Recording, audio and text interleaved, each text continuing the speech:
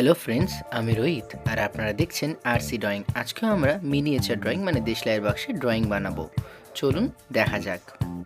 আমি যেহেতু আগের ভিডিওতে দেশলাইয়ের বাক্সের ফেস ড্রয়িং করেছিলাম, তো সেই জন্য সবাই আমাকে বলেছিল ফেস ড্রয়িং তো করা যাবে, ফুল বডি কী করে করতে পারো সেটা দেখাও।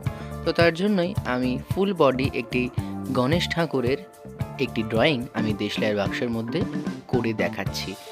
আপনারা স্টেপ বাই স্টেপ দেখতে থাকুন, আর কেমন লাগছে অবশ্যই জানাবেন কমেন্টে।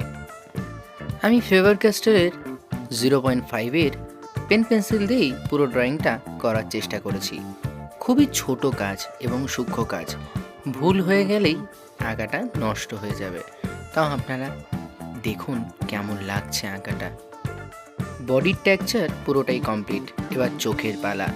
চোখ মুখটা কমপ্লিট করা হয়ে গেলেই আমি এবারে ফিনিশিংয়ের জন্য একটু শ্যাডো দেখব করা যায় কি না, কেন ছোটো ড্রয়িং তো বেশি ফিনিশিং করা যায় না, তাই আমি পেপার পেন্সিল দিয়েই ফিনিশিংটা করতে শুরু করলাম। আপনারা বলুন, দেশলাইয়ের বাক্সে মিনিয়েচার ড্রয়িং নতুনত্ব আপনাদের কেমন লাগছে? ভালো লাগলে লাইক করবেন এবং চ্যানেলটিকে সাবস্ক্রাইব করে নেবেন। গণেশ ঠাকুরের ফাইনাল লুকটি কেমন হলো জানাবেন অবশ্যই।